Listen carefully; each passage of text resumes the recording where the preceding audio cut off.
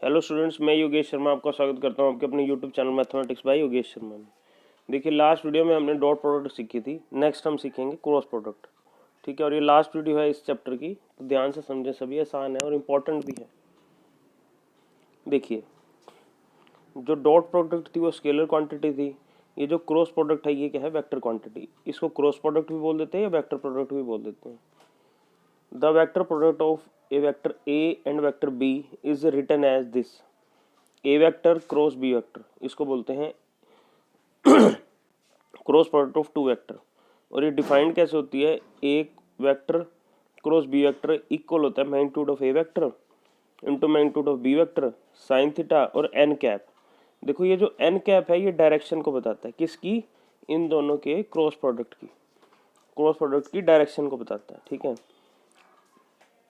तो देखिए एक बार दोबारा बताता हूँ।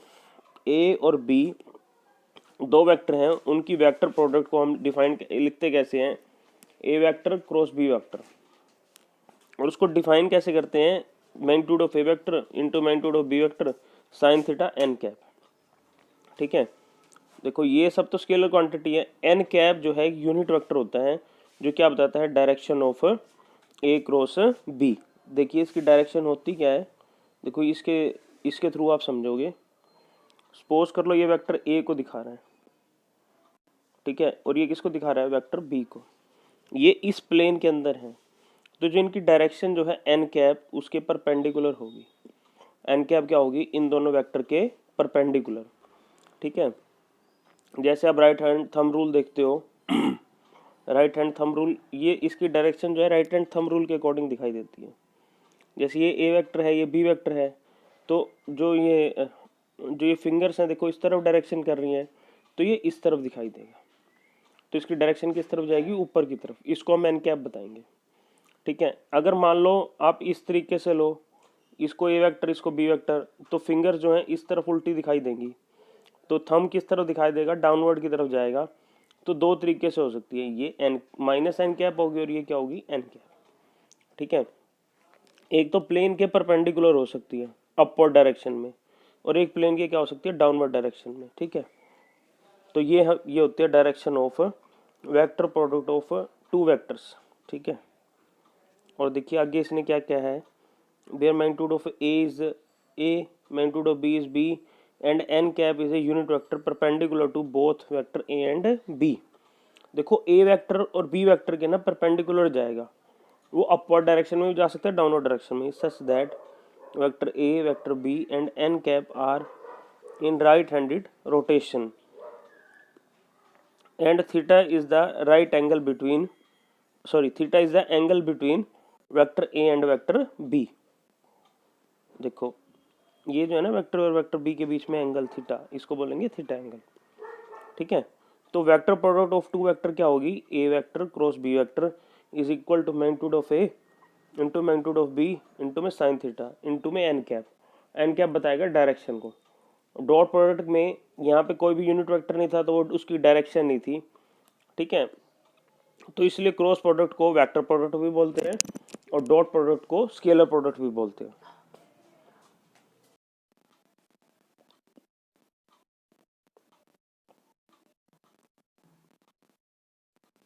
नेक्स्ट देखिए कुछ रिजल्ट्स हैं इसी क्रॉस प्रोडक्ट के ऊपर। If a vector cross B vector अगर जीरो है, तब या तो मैग्नीट्यूड ऑफ ए जीरो होगा, या मैग्नीट्यूड ऑफ बी जीरो होगा, या साइन थीटा जीरो होगा। ठीक है, मतलब क्या है कि या तो वेक्टर मैग्नीट्यूड ऑफ ए का मैग्नीट्यूड जीरो होगा, बी का मैग्नीट्यूड जीरो होगा, या साइन थीटा जीरो होगा। साइन थीटा जीरो का मतलब क्या है? थीटा की वैल्यू या तो जीरो होगी या पाई होगी। मीन्स क्या होगा? वेक्टर ए की और वेक्टर बी सेम ही डायरेक्शन में होंगे, एक दूसरे के ऊपर होंगे, या फिर अपोजिट डायरेक्शन में होंगे। ठीक है, सेकंड रिजल्ट देखिए। If magnitude of vector a not equal to zero and magnitude of vector b equal to zero, then a cross b is equal to zero. If देखो ए का magnitude not equal to zero हो, b equal to zero हो, ऐसा है। देखो a का magnitude not equal to zero हो और वेक्टर बी का मैग्नीट्यूड जीरो हो, तब ए क्रॉस बी क्या आ जाए? जीरो आ जाए। ये तब होगा जब ए और बी क्या होंगे? पैरेलल होंगे। Vector A and vector b are parallel और कोलिनियर। मीन्स ये जैसे सपोज कर लो ये वेक्टर ए है, इसी के पैरेलल वेक्टर बी है, ठीक है, या एक ही लाइन पर होंगे। ठीक है, देखो साइन थीटा 0 से पाई के बीच में, 0 से पाई के बीच में कभी भी नेगेटिव नहीं होता, तो इसलिए कभी भी वेक्टर प्रोडक्ट नेगेटिव नहीं होगी। ठीक है, क्योंकि फर्स्ट और सेकंड क्वाड्रेंट में साइन थीटा क्या रहता है, पॉजिटिव, और sine theta never negative in this first and second quadrant, तो इसलिए वेक्टर प्रोडक्ट कभी भी नेगेटिव नहीं होगी। फोर्थ देखिए, अगर किसी वेक्टर की किसी zero vector set cross product ले लेते हो तो वैल्यू आ जाती है 0। ठीक है, फिफ्थ देखिए, if vector A and vector b are parallel vector then theta is equal to 0 और पाई। मीन्स अगर ए वेक्टर दोनों क्या हो, ए और बी दो वेक्टर क्या हो, पैरेलल हो, तो थीटा 0 हो सकता है या पाई हो सकता है। ठीक है, इसलिए देखिए a vector cross B vector क्या होगा, magnitude of A into magnitude of b sine pi n cap. ठीक है, अब थीटा 0 हो गया या पाई हो गया तो ये सारी वैल्यू क्या हो जाएगी, 0 हो जाएगी। इसलिए एक वेक्टर की उसके साथ ही प्रोडक्ट लोगे, ए वेक्टर क्रॉस ए वेक्टर, तो वैल्यू क्या आएगी, 0। इसलिए आई कैप यूनिट वेक्टर है अलोंग एक्स एक्सिस, उस वेक्टर की उसी के साथ क्रॉस प्रोडक्ट लोगे तो वैल्यू आएगी 0। जे कैप की जे कैप के साथ लोगे तो भी 0, के कैप की के कैप के साथ लोगे तो भी क्या आएगी, 0। ठीक है, और नेक्स्ट देखिए, if vector A and vector b are mutually perpendicular, vector A and vector b are mutually perpendicular, अगर वो दोनों परपेंडिकुलर हैं तो थीटा क्या आ जाएगा, 90 डिग्री। तो a vector cross B vector क्या आ जाएगा, magnitude of a vector magnitude of B vector sine 90 n cap, और साइन 90 क्या होता है, 1 होता है। तो इसलिए अगर कोई दो वेक्टर, जैसे सपोज कर लो ये वेक्टर ए है और ये वेक्टर बी है, दोनों के बीच में एंगल 90 है, तो उनकी क्रॉस प्रोडक्ट क्या आ जाएगी, magnitude of a vector magnitude of B vector, ठीक है, इनटू में एन कैप।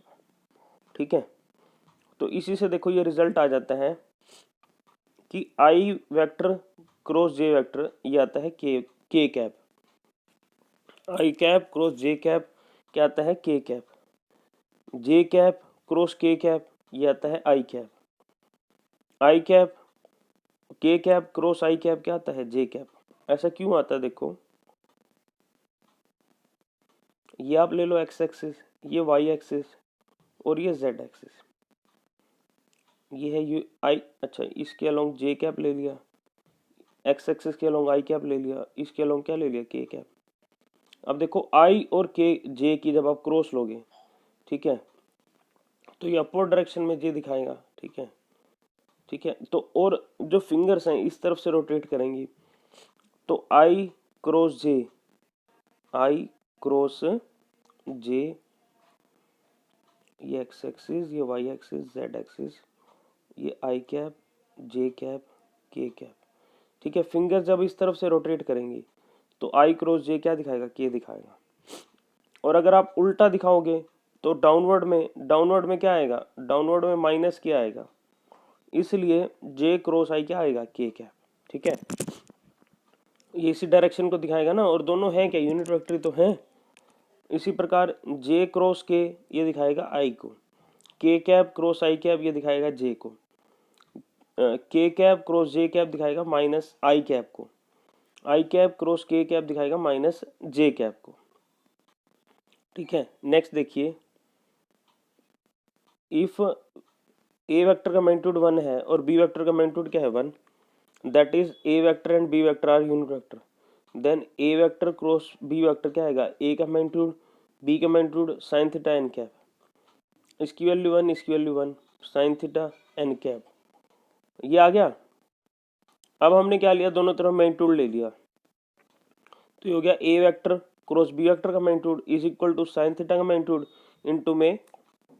इनटू में एन कैप का मैग्नीट्यूड। एन कैप क्या है, यूनिट वेक्टर है, तो इसका मैग्नीट्यूड क्या आ जाएगा, 1, तो ये किसके इक्वल आ गया, साइन थीटा के। ठीक है, और यहां से देखो साइन थीटा किसके इक्वल आ जाएगा, ये आ गया हमारा साइन थीटा के इक्वल आ गया इसका मैग्नीट्यूड। ठीक है, तो देखो साइन थीटा के ये जो एंगल निकालने का फॉर्मूला यहाँ से आ जाएगा इस केस में, साइन थीटा किसके इक्वल आ जाएगा, ए वेक्टर क्रॉस बी वेक्टर का मैग्नीट्यूड अपॉन में ए वेक्टर का मैग्नीट्यूड इनटू में बी वेक्टर का मैग्नीट्यूड। ठीक है, अब देखिए A cross B, A vector cross B vector is a vector perpendicular to the plane of the vector A cross A and B.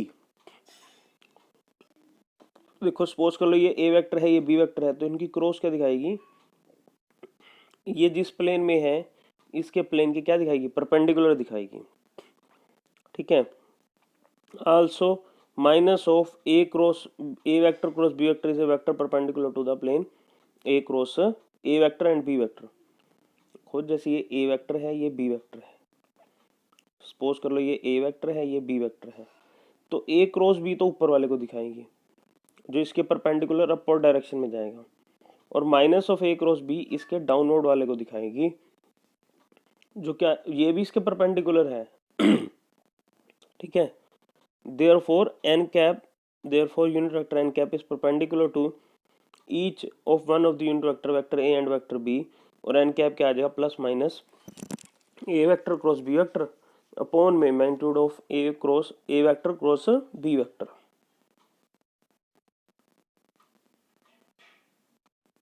Next देखिए geometrical interpretation of vector product. A vector cross B vector represent the area of parallelogram both in magnitude and direction, hence a vector cross b vector represent the vector area। देखो ध्यान से देखो, जैसे suppose कर लो ये कोई parallelogram है, ये ए वेक्टर को दिखा रहा है और ये बी वेक्टर को दिखा रिप्रेजेंट कर रहा है। जब आप इनकी क्रॉस ले लोगे ना तो वो क्या दिखाएगा, एरिया ऑफ पैरेललोग्राम। ठीक है, तो इससे कुछ रिजल्ट आ जाते हैं। Area of parallelogram with adjacent side a vector and b vector क्या आ जाएगा, ए वेक्टर क्रॉस बी वेक्टर का मैग्नीट्यूड। ठीक है, area of triangle with adjacent side, जैसे सपोज कर लो ये कोई ट्रायंगल है, इसका वेक्टर हमें पता हो, इसका वेक्टर पता हो, मतलब तीनों साइड्स में से किसी दो का पता हो, इन दोनों का पता हो या इन दोनों का पता हो या इन दोनों का पता हो, तो हम कैसे निकाल देंगे, area of triangle with adjacent side vector A and vector b क्या हो जाएगा 1/2 वेक्टर ए क्रॉस वेक्टर बी का मैग्नीट्यूड बाय 2। ठीक है, area of parallelogram with diagonal a vector and b vector, अगर किसी पैरेललोग्राम के डायगोनल है vector A and vector b तो क्या हो जाएगा 1/2 इनटू में एरिया इनटू में A vector cross B vector का मैग्नीट्यूड। नेक्स्ट आगे देखिए properties of vector product. Vector product is not commutative, means A vector cross B vector is not equal to B vector cross A vector.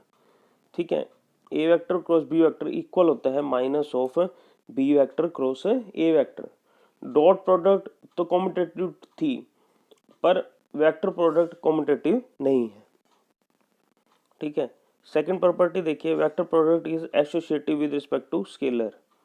ठीक है, means if a vector and b vector are two vectors and m is scalar, then m into में a vector cross b vector equal होता है m a vector in cross में b vector, या ये equal होता है a vector cross m into b vector, means ये तीनों वैल्यूज क्या होती हैं, सेम होती है। ठीक है, अब देखो कोई भी दो वेक्टर की क्रॉस कैसे निकालते हैं, क्रॉस कैसे निकालते हैं, सपोज कर लो ये वेक्टर a है, वेक्टर ए कंपोनेंट की फॉर्म में a1 i cap plus a2 j cap plus a3 k cap, और b वेक्टर है b1 i कैप प्लस में b2 j कैप प्लस में b3 k कैप। तो इनकी क्रॉस कैसे निकालते हैं, i j और k, a1 a2 a3 b1 b2 b3, इन तीनों का क्या ले लेते हैं, डिटर्मिनेंट। डिटर्मिनेंट चैप्टर 4 में आपको सिखाया था, इसका डिटर्मिनेंट फाइंड कर लेंगे तो वो क्या आ जाएगा, a वेक्टर क्रॉस में b वेक्टर। इसका एग्जांपल लेके आपको दिखाएंगे। नेक्स्ट देखिए डिस्ट्रीब्यूटिव लॉ। देखिए जो क्रॉस होता है ना, क्रॉस एडिशन पे क्या हो जाता है, डिस्ट्रीब्यूट हो जाता है, means A vector cross B vector plus है, ये plus plus C vector equal होता है ए vector cross B vector plus में A vector cross C vector, that is vector product is distributive with respect to addition. अब देखो ये है relationship between the vector and the scalar product. Vector product और scalar product के बीच में जो है रिलेशनशिप, और इसको बोलते हैं लैग्रेंजे आइडेंटिटी। और ये लैग्रेंजे आइडेंटिटी क्या आती है, ए वेक्टर क्रॉस बी वेक्टर के मैग्नीट्यूड का होल स्क्वायर इक्वल होता है ए के मैग्नीट्यूड का स्क्वायर इंटू में बी के मैग्नीट्यूड का स्क्वायर माइनस में A vector dot B vector का होल स्क्वायर। ठीक है, देखो इसको प्रूव करके दिखाते हैं।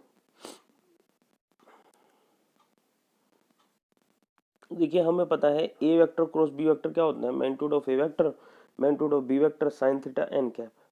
अब दोनों तरफ मैंने क्या ले लिया, मैग्नीट्यूड ले लिया। इधर लेफ्ट हैंड साइड तो आ गया a vector cross B vector का मैग्नीट्यूड, और ए वेक्टर के मैग्नीट्यूड का दोबारा मैग्नीट्यूड ले लोगे वही सेम ही आएगा। भाई 2 का मैग्नीट्यूड लोगे तो वो 2 ही तो आएगा, और क्या आएगा।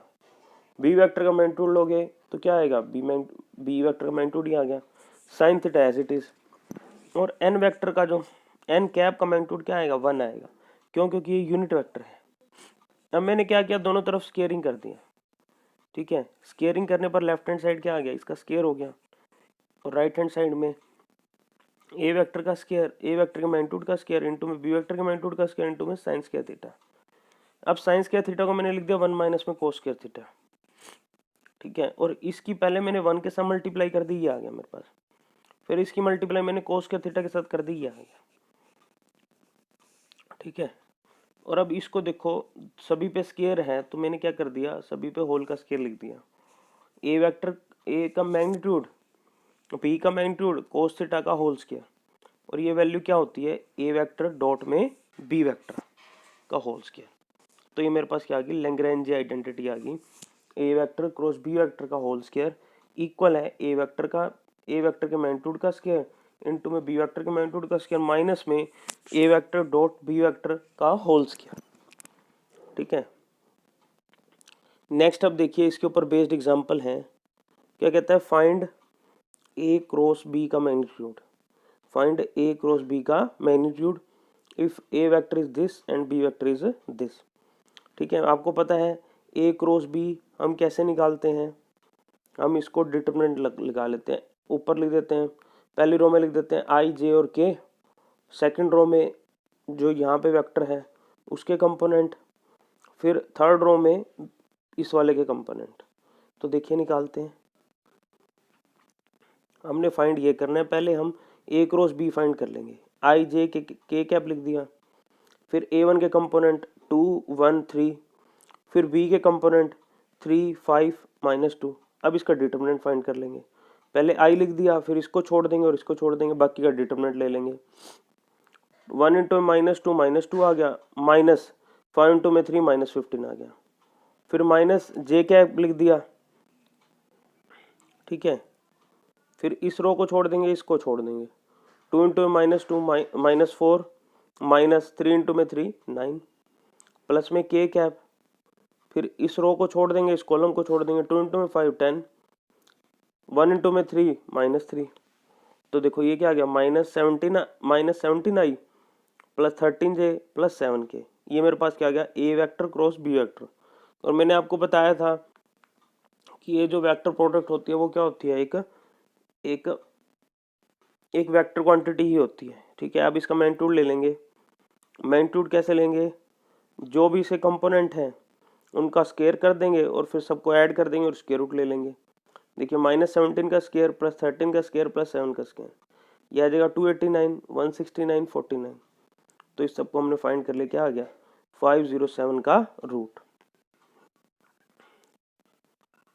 नेक्स्ट एग्जांपल देखिए, find a unit vector perpendicular to each of the vector a vector plus b vector, a vector minus B vector, जहाँ पे ए वेक्टर और बी वेक्टर ये हैं। देखो सपोज कर लो ये वेक्टर जो दिखा रहा है, ये दिखा रहा है ए वेक्टर प्लस बी वेक्टर को, और ये दिखा रहा है ए वेक्टर माइनस बी वेक्टर को। हमने इनके परपेंडिकुलर फाइंड करना है, तो हम क्या करेंगे, पहले इन दोनों का ना वेक्टर प्रोडक्ट फाइंड कर लेंगे। उसके अलोंग जो यूनिट वेक्टर होगा, उसके अलोंग यूनिट वेक्टर कैसे निकलेगा, जो इनके वेक्टर प्रोडक्ट आएगी उसको हम एक नया वेक्टर का नाम दे देंगे, और उस वेक्टर को क्या करेंगे, उसी के मैग्नीट्यूड से डिवाइड कर देंगे, तो हमारे पास क्या आ जाएगा, यूनिट वेक्टर आ जाएगा। देखिए करते हैं, ए वेक्टर ये गिवन है और बी वेक्टर ये गिवन है। ए प्लस बी क्या हो जाएगा, आई प्लस आई 2i कैप जे प्लस 2 जे कैप 3 जे कैप, के कैप प्लस 3 के कैप, क्या आ जाएगा 4 के कैप। इसी प्रकार A vector minus B vector find कर लेंगे, आ जाएगा -a-2 के कैप। अब हमने इनके परपेंडिकुलर कैसे आएगा, इन दोनों की क्रॉस प्रोडक्ट ले लेंगे, आई कैप जे कैप के कैप। फिर फर्स्ट रो में इस वेक्टर के कंपोनेंट लिख देंगे 2, 3 और 4। फिर थर्ड रो में इस वेक्टर के कंपोनेंट लिख देंगे, देखो आई है नहीं ना, तो हम इसको लिख देंगे 0i, 0 -1 -2। फिर इसका डिटरमिनेंट ले लेंगे, ये मैंने आपको सिखाया हुआ है, ठीक है। इसका डिटरमिनेंट हमारे पास ये आ गया, और इसको हमने कह दिया कोई सी वेक्टर। ये जो क्रॉस वेक्टर, ये जो हमारे पास क्रॉस प्रोडक्ट आई है ना, इसको हमने थोड़ी देर के लिए क्या मान लिया, सी वेक्टर, ठीक है। तो देखो हमारे पास सी वेक्टर ये आया है, -2i कैप प्लस 4j के प्लस 4j कैप माइनस में 2k कैप। इसका मैग्नीट्यूड लेंगे, देखो -2 का होल स्क्वायर प्लस में 4 का होल स्क्वायर प्लस में -2 का होल स्क्वायर, फिर पूरे का स्क्वायर रूट। 4 + 16 + 4 24 आ गया, और इसका स्क्वायर रूट लिया, क्या आ गया 2√6। अब हमने क्या किया, सी वेक्टर को इसके मैग्नीट्यूड से डिवाइड कर दिया, क्या आ गया सी कैप आ गया। तो देखो 1/2√6, और सी वेक्टर ये है हमारे पास। फिर इसको देखो सभी से डिवाइड कर दिया, 1/√26 को इससे मल्टीप्लाई किया, क्या आ गया -1/√6 आई कैप। फिर इससे मल्टीप्लाई किया 2√6/j कैप, माइनस में 1/√6 के कैप। ये जो वेक्टर है ना, ए vector plus b vector, a vector minus B vector, इन दोनों वेक्टर के क्या है, परपेंडिकुलर यूनिट वेक्टर है, ठीक है।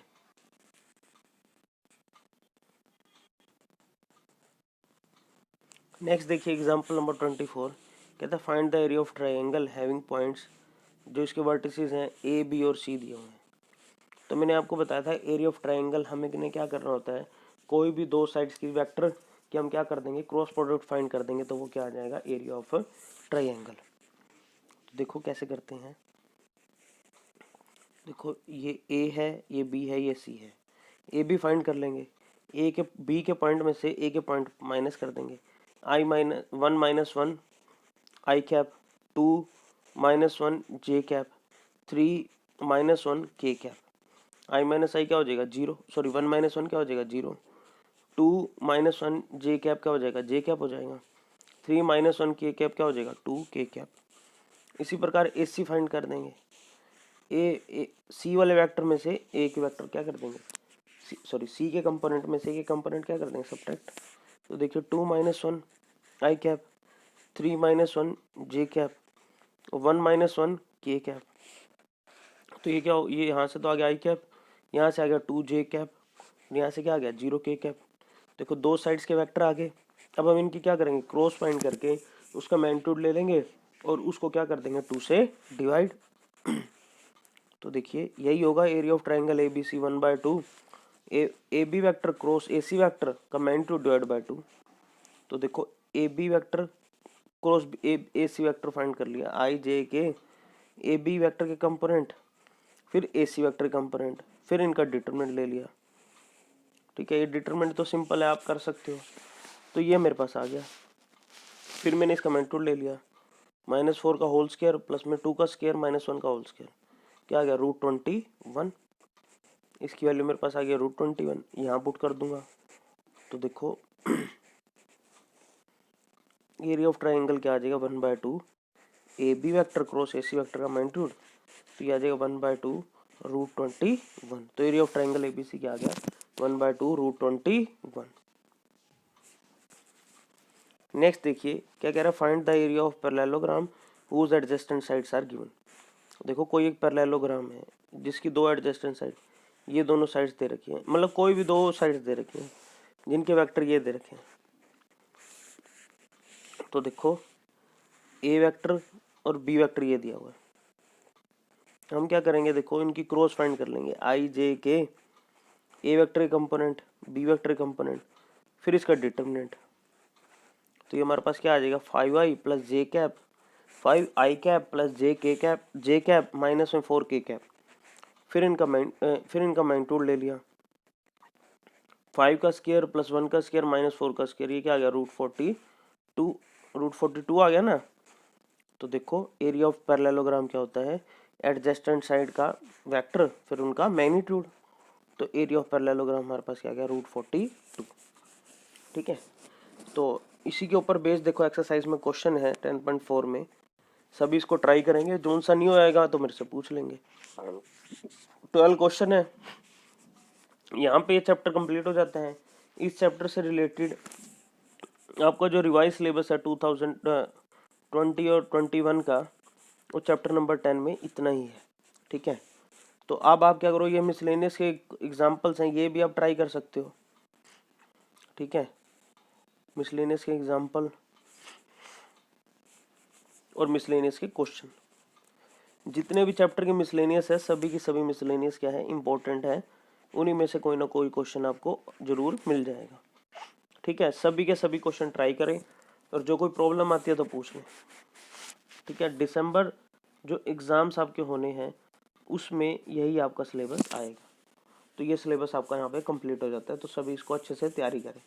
डेली के डेली कम से कम 2 चैप्टर को रिवाइज करें और उससे रिलेटेड क्वेश्चन करें। ठीक है, और यूनिक पब्लिकेशन की अपनी प्रैक्टिकल फाइल ले लें।